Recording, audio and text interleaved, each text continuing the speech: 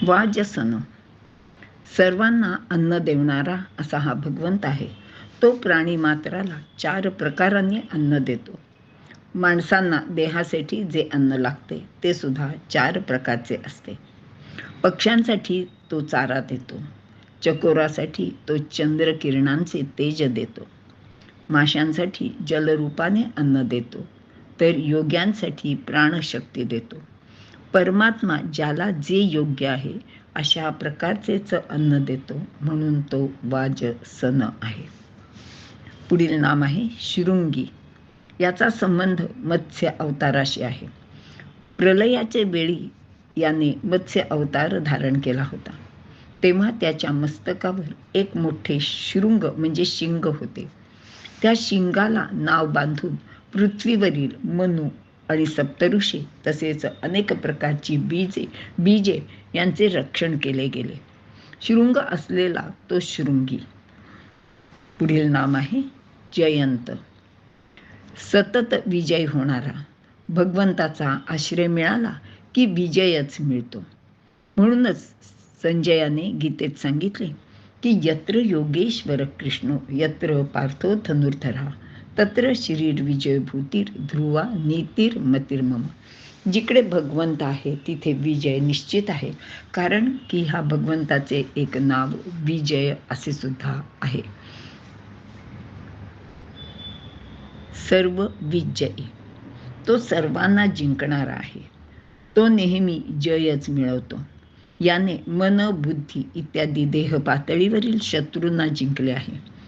तसेच हिरण्यकश्यपू हिरण्याक्ष इत्यादी बाह्य शत्रूंना सुद्धा जिंकलेले आहे. तो सर्व शत्रूंना नेहमीच जिंकतो. तसेच त्याला सर्व विषयांचे ज्ञान असल्यामुळे तो सर्वदा सर्व ठिकाणी विजयीच होतो. पुढील नाम आहे सुवर्ण बिंदू. बिंदू म्हणजे अवयव. ज्याचे अवयव सोन्यासारखे आहेत किंवा ज्याच्यामध्ये सर्व चांगले वर्ण आणि बिंदू आहेत, असा मंत्ररूप ओंकार हे या भगवंताचेच स्वरूप आहे. भगवंत अत्यंत तेजस्वी असल्याने डोळ्यांना सहन करता येत नाही. म्हणजे त्याचे जे रूप आहे ते आपण डोळ्यांनी पाहू शकत नाही. आणि आपण विश्वरूप दर्शनाच्या वेळी सुद्धा अर्जुनाला भगवंताचे ते तेज सहन झाले नव्हते असा उल्लेख केलेला आहे. आणि तो निर्गुण रूपात जर असेल तर तो आपल्याला दिसत नाही, कारण की तो निर्गुणच आहे. तो कुणालाच दिसूच शकत नाही. अक्षोभ्य. ज्याला क्षुब्ध करता येत नाही. रागद्वेषादी विकारांनी शब्द स्पर्शादी विषयांनी किंवा शत्रूच्या कृत्याने ज्याचे अंतःकरण चलित होत नाही. म्हणजे त्याच्या मनात कोणत्याच गोष्टींनी चलबिचल सुद्धा होत नाही. तो विकारांचे अधीन होत नाही. उलट पक्षी विकार तो त्याच्याजवळ पाळतो. म्हणजेच विकार त्याच्या अधीन असतात, पण तो मात्र त्या विकारांच्या कधी अधीन होत नाही. त्यामुळेच अविवेक, अविचार, बेभानपणा, असावधपणा, विकारवशता असे त्याच्याकडे काहीच नसते. चुकणाऱ्यांना हा शासन करतो, पण त्यांच्याबद्दल त्याच्या मनात कोणताच राग किंवा वेगळी कुठली भावना, वैर असं असत नाही. तर उलट पक्षी त्यांच्या उद्धाराचीच त्याची इच्छा असते. आणि म्हणूनच कंस, रावण, पुतना, शिशुपाल अशा अनेक लोकांना त्यांनी त्यांचा नाश केला किंवा त्यांचा वध केला, पण त्यावेळेलाच त्यांच्या मनात त्याच्याबद्दल वैर नसल्याने त्यांना त्यांचा उद्धारसुद्धा केला. असा हा भगवंत आहे. पुढील नाम आहे सर्व वागीश्वरेश्वर. वागीश्वर म्हणजे वाणीचे किंवा विद्येचे स्वामी असे जे ब्रह्मदेव किंवा व्यास हे जे आहेत त्यांचा हा देव आहे. भगवंत सर्वद्रष्टा आहे. तो वाणीचा निर्माता आहे. परा, पश्यंती, मध्यमा आणि वैखरी या त्या 4 वाणी आहेत. भगवान परावाणीचा स्फुरण रूप आहे. त्या स्फुरणाबरोबरच पाहणे घडते किंवा घडले पाहिजे, म्हणून पाहणाराही तोच आहे. पश्यंती रूपाने तो पाहतो. शब्दांची जुळवाजुळव करणारा तो मध्यमेचे कार्य करतो. तो शब्दप्रभू आहे. तो वाग्मी असल्याने वैखरीद्वारे बोलण्याचे किंवा शब्द प्रगट करण्याचे कामही करतो. चारही वाणींचे समग्र दर्शन म्हणजेच सर्व वागीश्वरेश्वरः. पुढील नाम आहे महाहृद. महाहृद म्हणजे विशाल सरोवर हे ज्याचे स्वरूप आहे.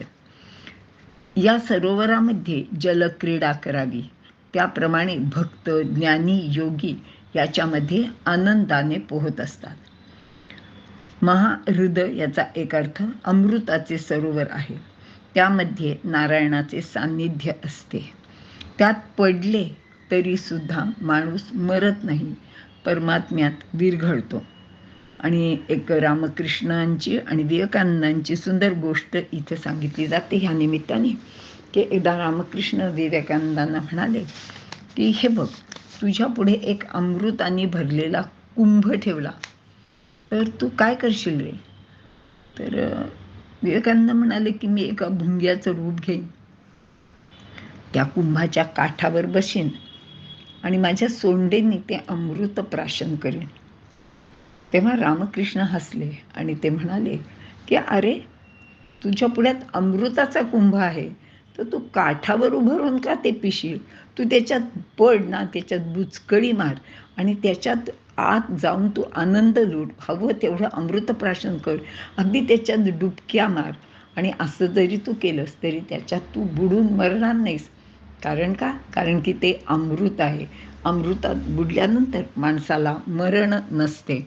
आणि असाच ह्याचे अर्थ आहे की जे ह्याच्यामध्ये म्हणजे हे जे भक्त आहेत हे ह्या भगवंताच्या मध्ये विलीन होतात आणि त्यांचे तो स्वतःचेच रूप त्यांना सुद्धा देतो.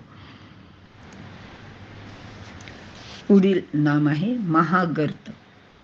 ओलांडण्यास कठीण अशी विशाल दरी किंवा मोठा खड्डा. आणि ते म्हणजे प्रत्यक्षातला खड्डा नाही तर ती भगवंताची माया आहे. आणि ही माया अत्यंत दुस्तर आहे.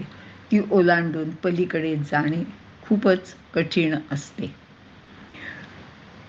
पण त्याच्याकडे जर जायचं असेल तर भगवंताच्या नामाचा आश्रय घेतला तर ही महानदी किंवा ही महामाया आपण सहज ओलांडून जाऊ शकतो. प्रत्यक्षात महागर्त म्हणजे मोठा खड्डा असा म्हटलेला आहे आणि तो मायेचा आहे असंही सांगितलं जातं. ती एक पोकळी आहे असं लोकांना वाटतं, पण प्रत्यक्षात ती अस्तित्वात नाही. तरी सुद्धा ती आहे हे ज्याच्या लक्षात येतं तो ती ओलांडून जाण्याचा प्रयत्न करतो. पुढील नाम आहे महाभूत. पंचमहाभूते हे ज्याचे स्वरूप आहे, जो तिन्ही काळाच्या अतीत असल्यामुळे भूत समुदायापेक्षा श्रेष्ठ आहे. महागर्त सहजी ओलांडून पंचमहाभूते जिथे विसावतात ते म्हणजे परमात्मा. आणि हे विनोबाजी असं सांगतात की तिन्ही काळांनी म्हणजे भूत, वर्तमान, भविष्य अशांनी अनवच्छिन्न, अविकृत म्हणून ते महाभूत आहे. आणि ही पंचमहाभूते कल्पांती अव्यक्तात लीन होतात. परंतु महाभूत ज्याला आपण म्हटलंय तो परमात्मा मात्र कुठेच लीन होत नाही, तो असतोच. पुढील नाम आहे महानिधी. म्हणजे सर्व काही ज्याच्यामध्ये साठविले जाते. प्रलयाचे शेवटी पंचमहाभूते याच्याच आश्रयाने राहतात. पुढील नाम आहे कुमुद. पृथ्वीला आनंदित करणारा. भगवंत कमळाप्रमाणे अत्यंत सुंदर आहे. त्याचे प्रत्येक अवयव नाजूक कोवळे आहेत. सौंदर्य, रंग या सर्वच गोष्टी त्याच्याकडे आहेत, म्हणून तो श्रीरंग सुद्धा आहे. पुढील नाम आहे कुंदर. कुंदर म्हणजे हिरण्याक्षला मारण्याच्या इच्छेने भगवंताने वराह रूप धारण केले होते आणि कु म्हणजे पृथ्वीला विदीर्ण केले होते. यासाठी तो कुंदर या नावाने प्रसिद्ध आहे. कुंद कुंद फुलाप्रमाणे हा सुंदर स्वच्छ शरीर असलेला आहे. किंवा कु म्हणजे पृथ्वी आणि द म्हणजे देणे.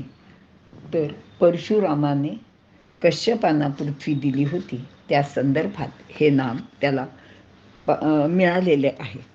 आणि हरिवंशामध्ये त्याची अशी कथा आहे की परशुरामाने त्यांच्या सर्व पापांच्या निवृत्तीसाठी अश्वमेध यज्ञ केला होता आणि या यज्ञामध्ये दक्षिणा म्हणून त्यांनी कश्यप ऋषींना मोठ्या आनंदाने त्यांनी जिंकलेल्या सर्व पृथ्वीचे दान दिले होते.